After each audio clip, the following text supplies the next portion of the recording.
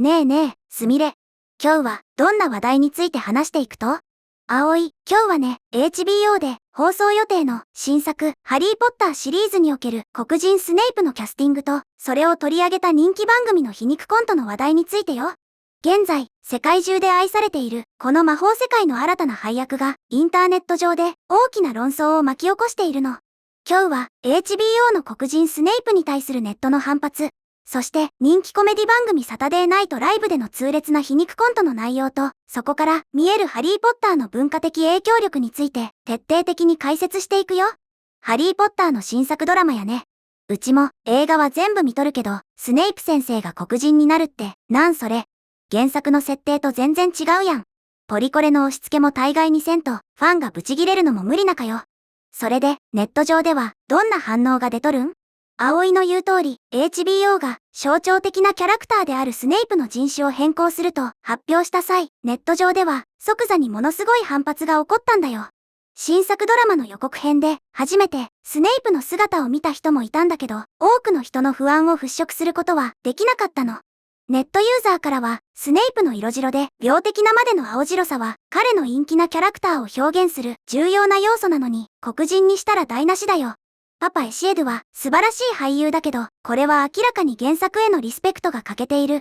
何でもかんでも多様性を押し付ければいいってもんじゃないといった厳しい声が殺到しているんだよ。そりゃそうやろ。頭ワイトンシャーね。制作陣は。スネイプの肌が青白いのは、地下牢にずっとおるような陰気な性格を表す大事な要素やん。役者の演技力以前に見た目の説得力がゼロやったら物語に入り込めんばい。それで、その人気番組ってのは何をどげんいじったと？その人気番組というのは、アメリカの超有名コメディ番組、サタデーナイトライブ、通称 SNL だよ。この番組でさえ、インターネット上でブラックスネイプと呼ばれているこのキャラクターをネタにして、痛烈な皮肉を込めたコントを放送したの。あの有名な SNL が食いついたんやね。どんなコントやったんか、めっちゃ気になるばい。最近放送された SNL のウィークエンドアップデートというニュースパロディのコーナーでの出来事だよ。コメディアンのカム・パターソンが HBO で放送予定のハリーポッターシリーズでパパエシエドが演じる予定のブラックスネイプに扮して登場したの。このコントは今まさにポップカルチャーで最も話題になっているテーマの一つを矢継ぎ早に皮肉ったものだったんだよ。ほうほう、カム・パターソンって人がスネイプの格好して出てきたんやね。どんなやりとりがあったん？まず、ウィークエンドアップデートの司会者であるコリン・ジョストが、新作ハリー・ポッターの予告編の公開と黒人俳優の起用について触れて、スタジオの場を和ませたの。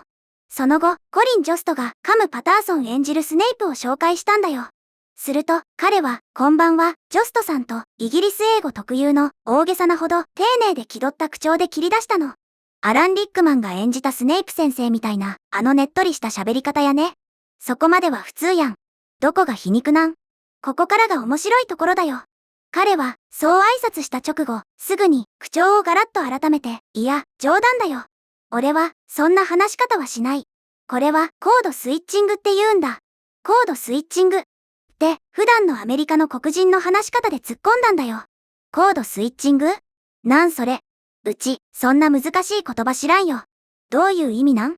コードスイッチングというのはね、話す相手や状況、社会的な環境に合わせて使う言語や話し方、振る舞いを無意識に、あるいは意図的に切り替えることなの。特にアメリカ社会においては、マイノリティの人々が白人社会の標準的な話し方に合わせることを指すことが多いんだよ。つまり、このコントでは、黒人スネイプが、ホグワーツという伝統的なイギリス白人社会の雰囲気に合わせて、無理して気取った話し方を演じてみせた、という自虐的なジョークになっているんだよ。なるほどね。白人のお上品なふりして挨拶してみたけど、本当はこんな喋り方せんけんね、って自虐か。そりゃ皮肉が効いとるばい。その後、コントはどう続いたと？インタビューの残りの部分も、そういう人種問題を絡めた皮肉な調子で続いていったの。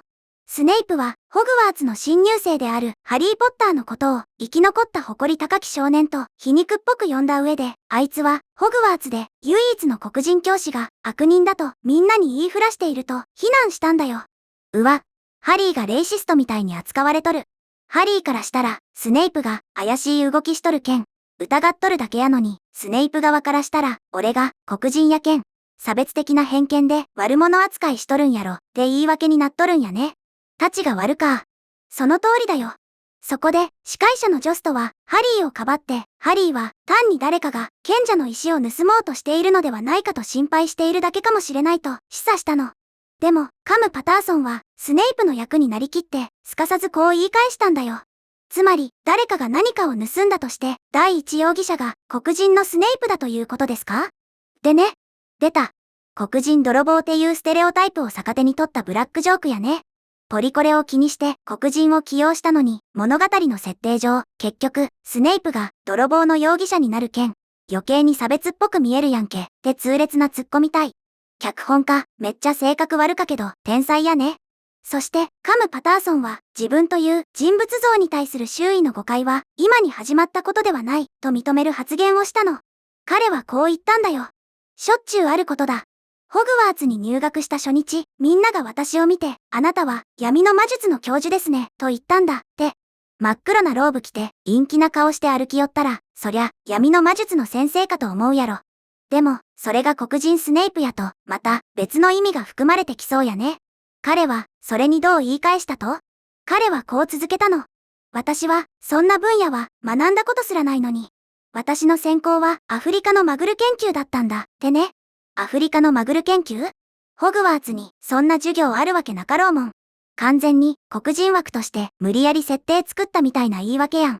魔法薬学のプロって設定すら無視して人種ネタに全振りしとる場合。葵も気づいたね。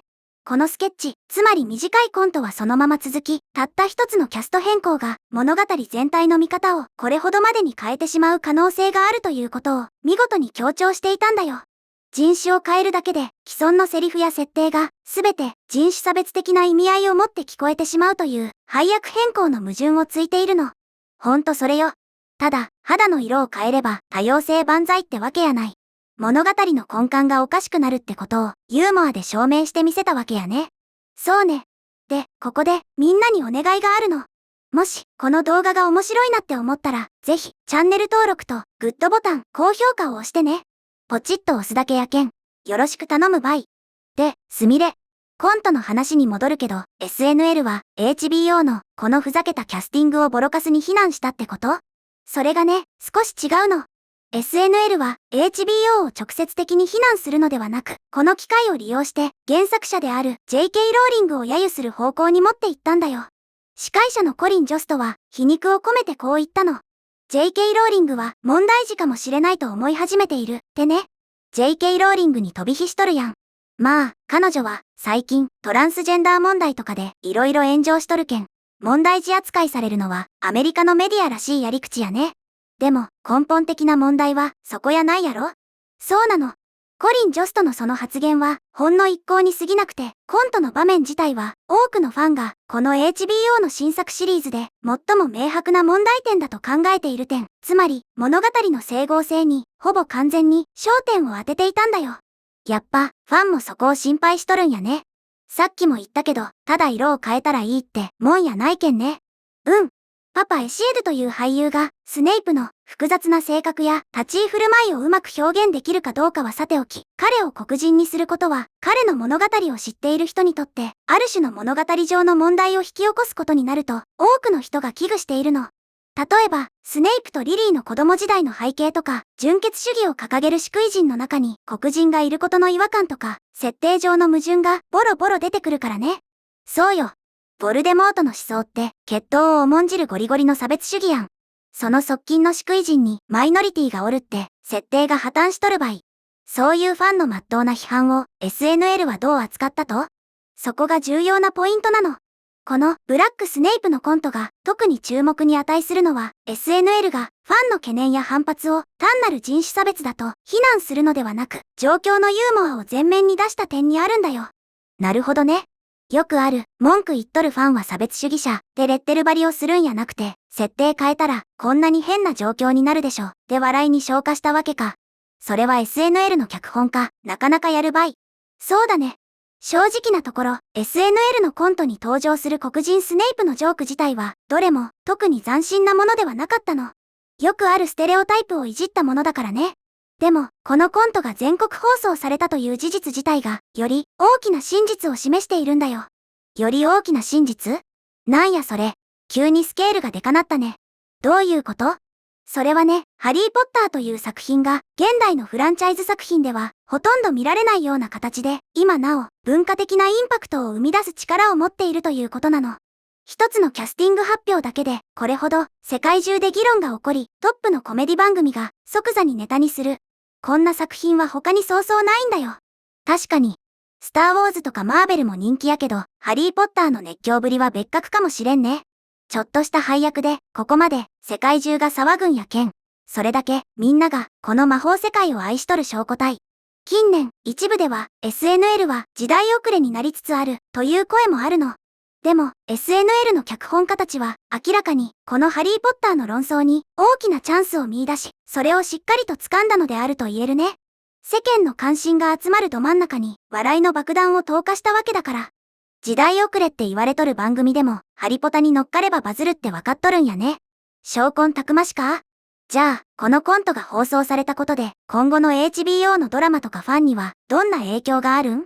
ハリーポッターファンにとって、SNL のような老舗で影響力のある番組が、黒人スネイプの配役がもたらす矛盾を揶揄することに加わるのは、ファン自身の意義や懸念に、ある種の正当性を与えることになるかもしれないの。ほら、やっぱり無理がある設定じゃん。人気番組もそう言ってるよ。ってね。